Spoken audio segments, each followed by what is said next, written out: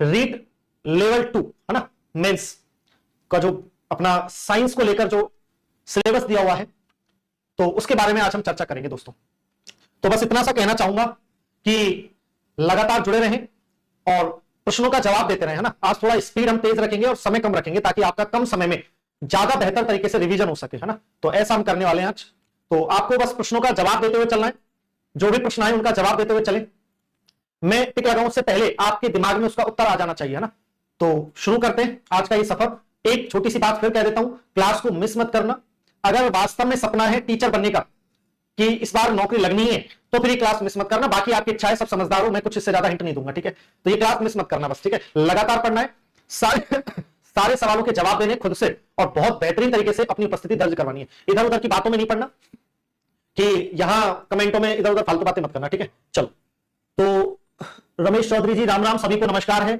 जो भी लोग इस समय जुड़े हुए हैं उन सभी को मेरा प्यार भरा नमस्कार। आइए कक्षा की शुरुआत करते हैं, ठीक है। चलिए, तो साइंस वन शॉट आपको दिख गया होगा कि एक ही कक्षा में सब खत्म करने वाले हैं।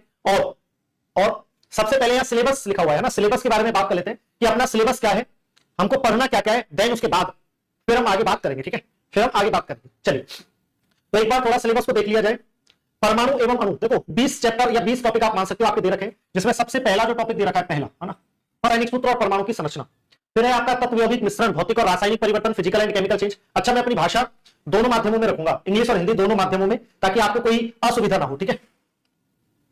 यस, रमेश चौधरी जी कह रहे हैं फॉग, बिल्कुल बिल्कुल, बहुत कोहरा है, बिल्कुल सही कह रहे हैं, ठीक है। फिर आएगा रासायनिक अभिक्रियाएं एवं समीकरण, यानी कि केमिकल इक्वेशन रिएक्शन वाला टॉपिक आएगा। इसी में हम ऑक्सीकरण और अपचयन यानी कि ऑक्सीडेशन एंड रिडक्शन रिएक्शंस के बारे में भी जानेंगे, ठीक है। फिर हमारा टॉपिक आएगा अम्ल क्षार लवण, यानी कि एसिड बेस एंड सॉल्ट वाला, ठीक है। अम्ल क्षार लवण, एसिड बेस एंड सॉल्ट, और इसी में हम बात करेंगे पीएच स्केल को लेकर। देन हम बात करेंगे कार्बन एंड इट्स कंपाउंड्स, यानी कि कार्बन और इसके यौगिक, कोशिका। फिर यहां तक तो केमिस्ट्री हो जाएगी अपनी, है ना। ये टॉपिक तो अपने दे रखे हैं केमिस्ट्री में। केमिस्ट्री बोले तो रसायन विज्ञान में तो ये 5 टॉपिक दिए हुए हैं, ठीक है। उसके बाद अपनी बायोलॉजी यानी कि जीव विज्ञान की शुरुआत होगी, ठीक है।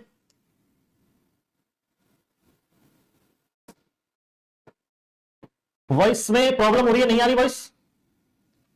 एक सेकंड रुको, मैं चेक करवाता हूं, एक सेकंड, है ना, एक सेकंड रुको। कि प्रॉपर आप बदमाशी मत करना। देखो, ये जो तुम बदमाशी करते हो ना, बस इसीलिए फिर मेरा मन खराब हो जाता है, फिर मैं कमेंट नहीं देखता ना। बदमाशी मत करो। अब मैं कमेंट देख ही नहीं रहा, मैं बंद कर रहा हूं कमेंट सेक्शन को, अब मैं सिर्फ पढ़ाऊंगा अपना, ठीक है। बदमाशी करते हो, बस तुम्हारी यही कमी है। चलो, तो ये केमिस्ट्री के 5 टॉपिक हो गए। इसके बाद बायोलॉजी यानी कि जीव विज्ञान की शुरुआत होगी, और इस जीव विज्ञान में हम बात करेंगे कोशिका संरचना एवं प्रकार्य को लेकर, ठीक है, कोशिका। फिर हम बात करेंगे ऊतकों के बारे में, टिश्यू के बारे में। इसके बाद हम बात करेंगे पोषण, श्वसन, परिवहन, उत्सर्जन, नियंत्रण और समन्वय, जीवों में जनन, सूक्ष्म जीवों में फैलने वाले रोग, ठीक है, सूक्ष्म जीवों से फैलने वाले रोग, यानी ये सारे चैप्टर आपके बायोलॉजी के चलेंगे, बायोलॉजी जीव विज्ञान के चलेंगे। ये सारे चैप्टर बायोलॉजी या जीव विज्ञान के चलेंगे, ठीक है। आगे चलो, इसके बाद में जैव रासायनिक चक्रण, है ना, भोजन के प्रमुख अवयव, ये भी बायोलॉजी के टॉपिक है, ठीक है। ये भी जीव विज्ञान या बायोलॉजी के टॉपिक है।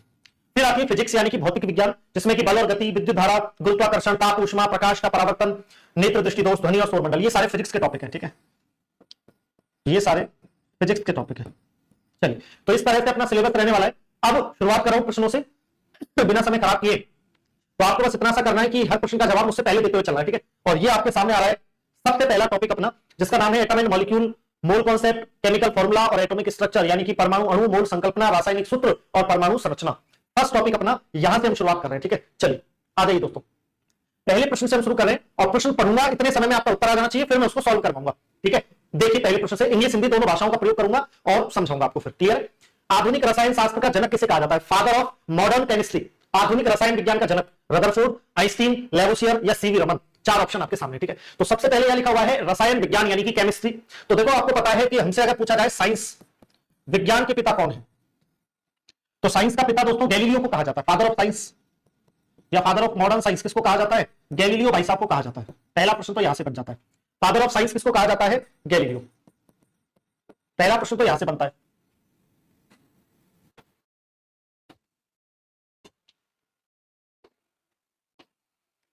पहला प्रश्न तो यहां से बनता है कि फादर ऑफ साइंस किसको कहा जाता है? गैलीलियो भाई साहब को। अब देखो, साइंस में भी 3 शाखाएं हो जाती हैं, तीन ब्रांचेज हो जाती हैं। पहला केमिस्ट्री यानी कि रसायन विज्ञान, केमिस्ट्री यानी कि रसायन विज्ञान। दूसरा हो जाता है बायोलॉजी यानी कि जीव विज्ञान, बायोलॉजी यानी कि जीव विज्ञान। और तीसरी शाखा इधर लिख देता हूं, फिजिक्स यानी कि भौतिक विज्ञान। अब ये प्रश्न आ ही गया है, तो फिर इसके तीनों के फादर देख लेते हैं।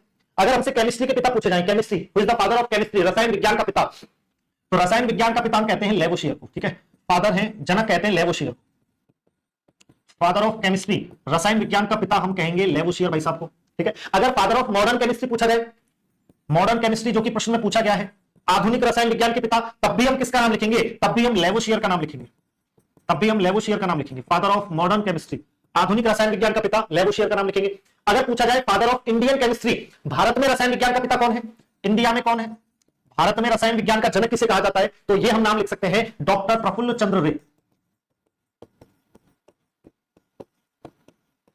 डॉक्टर प्रफुल्ल चंद्र रे का नाम हम लिख सकते हैं, ठीक है। तो ये तो हो गए father of chemistry, father of modern chemistry and father of Indian chemistry, ये तीन तो इसमें हो गए। फिजिक्स में देख लो, फिजिक्स में क्लासिकल फिजिक्स के पिता या ओल्ड फिजिक्स के पिता को हम कहते हैं न्यूटन को, न्यूटन को, और मॉडर्न फिजिक्स या क्वांटम फिजिक्स या आधुनिक भौतिकी का जनक हम कहते हैं अल्बर्ट आइंस्टीन को। किसको कहते हैं, अल्बर्ट आइंस्टीन को कहते हैं, अल्बर्ट आइंस्टीन को, ठीक है, अल्बर्ट आइंस्टीन को कहते हैं। क्लियर है। ऐसा ही बायोलॉजी में अगर हम देखें तो बायोलॉजी यानी कि जीव विज्ञान, बायोस और लोगोस दो शब्दों से बना है, और बायोलॉजी के पिता में याद रखना कि भाई बायोलॉजी के पिता, बायोलॉजी के पिता, फादर ऑफ बायोलॉजी हम कहते हैं एरिस्टोटल यानी कि अरस्तु को, फादर ऑफ बायोलॉजी यानी जीव विज्ञान का पिता हम कहते हैं एरिस्टोटल या अरस्तु भाई साहब को। फादर ऑफ मॉडर्न बायोलॉजी, आधुनिक जीव विज्ञान का पिता, ये हम कहते हैं चार्ल्स डार्विन को, चार्ल्स डार्विन को, ठीक है, चार्ल्स डार्विन को कहते हैं। अच्छा, फादर ऑफ बायोलॉजी में भी दो शाखाएं हैं, एक है बॉटनी और दूसरी है जूलॉजी, बॉटनी और जूलॉजी। तो जूलॉजी का पिता तो हम कहते हैं अरस्तु को, एरिस्टोटल को। फादर ऑफ जूलॉजी ये तो हम कहते हैं अरस्तु भाई साहब यानी कि एरिस्टोटल को। फादर ऑफ बॉटनी हम कहते हैं थियोफ्रेस्टस को, फादर ऑफ बॉटनी वनस्पति विज्ञान का पिता हम कहते हैं थियोफ्रेस्टस को। और फादर ऑफ मॉडर्न बॉटनी, आधुनिक वनस्पति विज्ञान का पिता हम कहते हैं कैरोलस लिनियस को। किसको कहते हैं, कैरोलस लिनियस को कहते हैं, Carolus Linnaeus. Father of modern botany, आधुनिक वनस्पति विज्ञान का पिता हम कहते हैं कैरोलस लिनियस को। तो ये सारे पॉइंट याद रखना, और यहां से इस प्रश्न का जो सही उत्तर होगा, करेक्ट ऑप्शन होगा, वो हो जाएगा लेवोशियर। क्लियर है, ये आपका पहला प्रश्न हमने सॉल्व किया और पूरी डिटेल मैंने आपके सामने रख दी है, ठीक है। केमिस्ट्री, बायोलॉजी, फिजिक्स, साइंस सब कुछ बता दिया। अच्छा, फादर ऑफ साइंस में अरस्तु का भी नाम लिखा जाता है, अरस्तु का, है ना, लेकिन फादर ऑफ मॉडर्न साइंस में गैलीलियो का नाम लिखते हैं, गैलीलियो, ठीक है, गैलीलियो भाई साहब का। सिंपल, क्लियर है मामला। चलिए नेक्स्ट प्रश्न की तरफ चलते हैं। जबकि रदरफोर्ड ने तो नाभिक की खोज की थी, नाभिक की खोज, discovery of nucleus, discovery of nucleus, नाभिक की खोज की थी। आइंस्टीन आई गया, आइंस्टीन का एक फेमस फॉर्मूला याद रखना, E = mc², ठीक है। और सीवी रमन ने रमन प्रभाव की खोज की थी, रमन इफेक्ट या रमन प्रभाव, जिसके लिए इनको 1928 या 30 में नोबेल, 28 में की थी, 30 में नोबेल पुरस्कार भी दिया गया था 28 फरवरी को। इन्हीं की याद में 28 फरवरी को राष्ट्रीय विज्ञान दिवस मनाया जाता है, इन्हीं की याद में 28 फरवरी को राष्ट्रीय विज्ञान दिवस, विश्व विज्ञान दिवस नहीं है, अंतरराष्ट्रीय वाला नहीं है, राष्ट्रीय वाला ना, राष्ट्रीय विज्ञान दिवस मनाते हैं 28 फरवरी को, 28 फरवरी को, ठीक है। ये सब कुछ डाटा याद रखना आप लोग। अगले प्रश्न की ओर चलो, ये प्रश्न तो क्लियर है अपना। अगला प्रश्न, डाल्टन का परमाणु सिद्धांत की सफलतापूर्वक व्याख्या, यानी डाल्टन्स एटॉमिक थ्योरी, डाल्टन का परमाणु सिद्धांत की बात कर रहा है, और ये कौन कौन से नियम उसमें काम में आ रहे हैं, कौन कौन से नियमों की व्याख्या हो रही है। तो इसमें अपने को याद रखना है, सबसे पहला नियम द्रव्यमान संरक्षण, मास कंजर्वेशन, ठीक है, दूसरा स्थिर संगठन का नियम या स्थिर अनुपात का नियम, तीसरा रेडियो एक्टिविटी का, और चौथा बहु अनुपात का। तो ध्यान रखना कि डाल्टन में ये तीन नियम काम में आ रहे हैं, रेडियो धर्मिता का नियम इसमें काम में नहीं आता, कोई लिंक ही नहीं है यहां से, ठीक है। अच्छा, डाल्टन का परमाणु सिद्धांत कहता क्या है, ऑप्शन देख लो एक बार, 1, 3 और 4 किसमें आ रहे हैं, 1, 3 और 4, ये तो हो नहीं सकता, ये भी नहीं हो सकता, ठीक है, ये भी नहीं हो सकता, 1, 2 और 4, अच्छा 1, 2 और 4 आएंगे, 3 तो हो ही नहीं सकता, है ना। तो सी ऑप्शन यहां पर करेक्ट हो जाएगा, 1, 2 और 4 वाला। अच्छा, डाल्टन का परमाणु सिद्धांत कहता क्या है, तो ध्यान रखना दोस्तों, डाल्टन का परमाणु सिद्धांत हमसे कहता है, पहली बात तो ये कब दिया गया था, 1808 में दिया गया था।